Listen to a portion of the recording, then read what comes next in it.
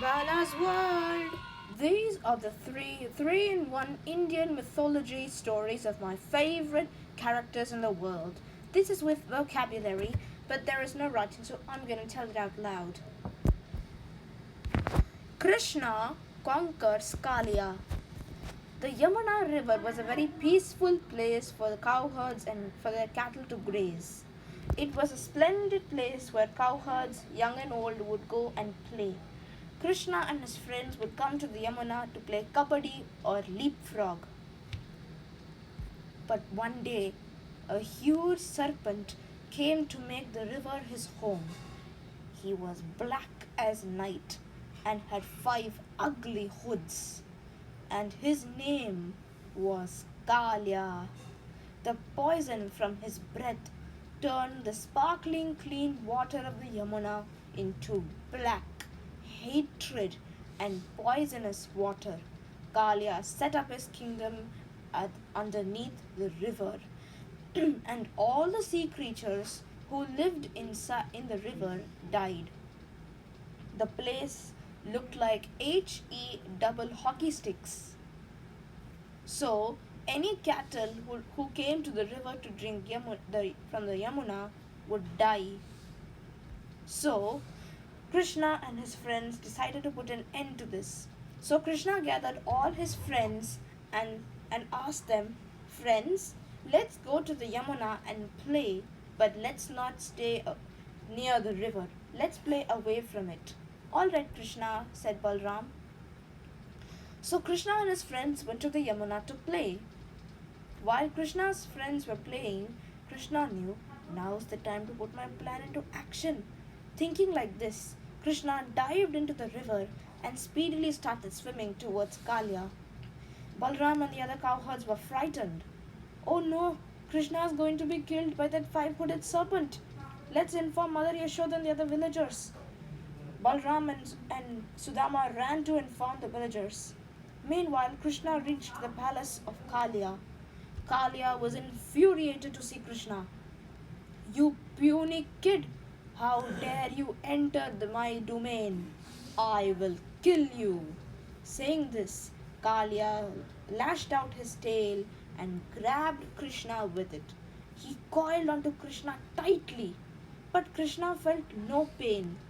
So, using his powers, he easily slipped out of Kalia's grip and jumped onto his hood. Kalia decided to catch Krishna again, so he lashed out his tail one more time. But this time, Krishna caught Kalia's tail. "Now let me show you my power." Saying this, Krishna started to dance on Kalia's hood. Blood started to flow out of Kalia's hood, and it was a great pain for him. The wives of Kalia came to Krishna and said, "O Lord, please forgive our husband for his wrong deeds. We regret what we did. Please forgive us." Krishna said, "Fine, I will forgive him, but on one condition. You leave the Yamuna river at once. Go to the ocean and make it your abode." "As you say, my lord," said Kalia. Meanwhile, back at the bank, the villagers were waiting for Krishna's return. Just then, they saw the blood gushing out of the water. On seeing that, Sudama started crying. All the other villagers started crying. They thought that Krishna was no more. Then they heard Krishna playing a flute. Then they saw him rising out of the water, standing on Kalia's hood. It was an amazing sight. Kalia placed Krishna back on the shore, and he and his wives left for the ocean to make it their abode. Now let's go to the next story. This is the story of Lord Ganesh. It's called the Rat Story. Every summer vacation, Krishna used to go to sage Parashar Rishi's hermitage and spend his holidays there. He used to watch the rishis do a puja every single day. But one day, there was a huge problem. A demon called Gajasur wanted to trouble the rishis. "I'll take the form of a huge rat and troubled them so much. Chanting a mantra, Gajasur transformed into a huge rat. It was the size of a mountain. Now to the rishis. The rat, not even a cat could harm this huge rat. The rat Gajasur arrived at the hermitage and began to trouble the rishis mercilessly. Sometimes he would pull straws of hay from the roofs of the cottages and killed many innocent people. This went on for many days. The rishis decided to leave the place. Parasha Rishi was sitting under a tree looking sad. Ganesh was playing nearby and asked, Rishivar, why are you looking so sad? Has that rat done it again? Yes, he has. I'm afraid we have to leave the place as soon as we can.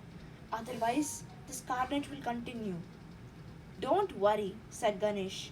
I will find a way to get rid of this rat. So the next day, as the rishis were doing their prayers or ceremony, the rat arrived.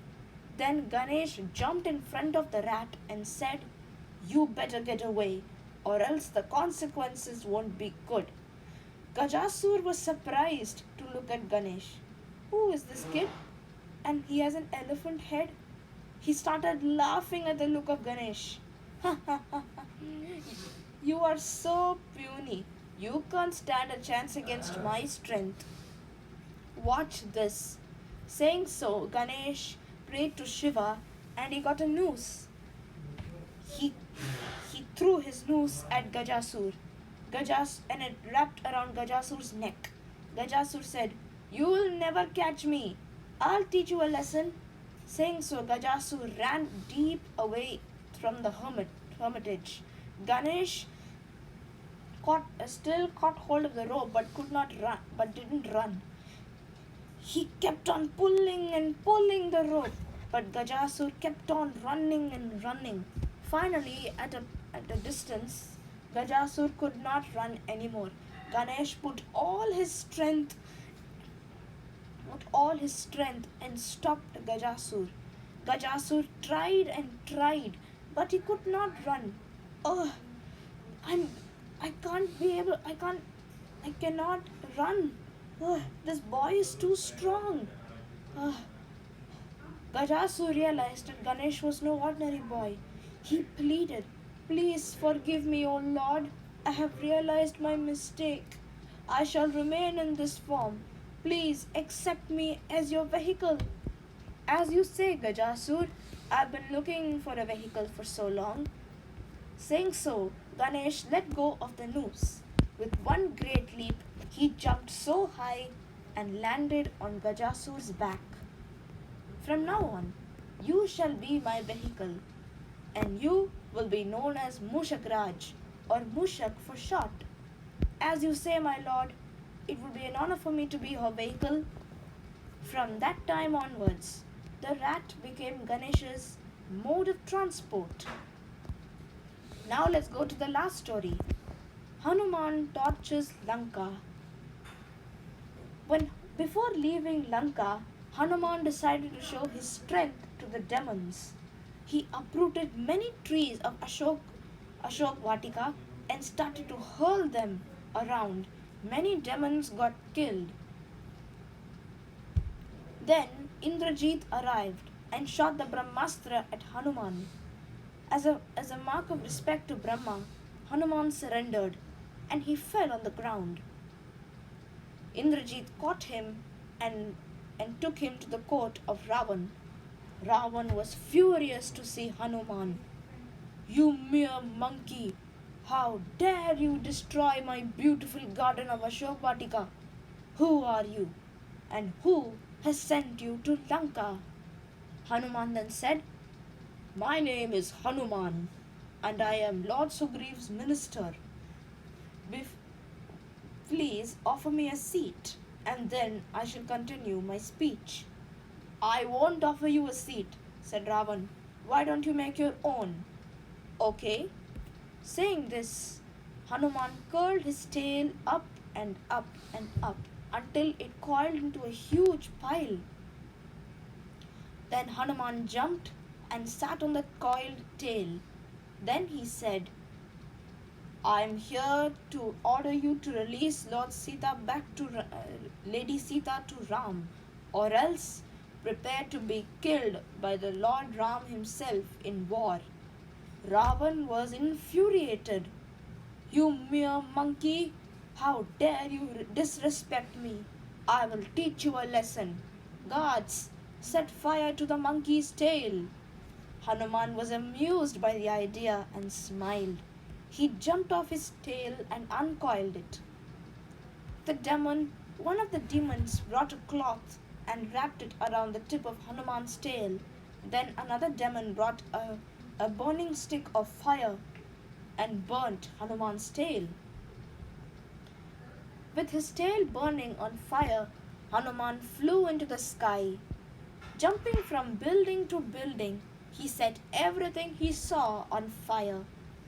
There was nothing left of Lanka but ashes and flames everywhere.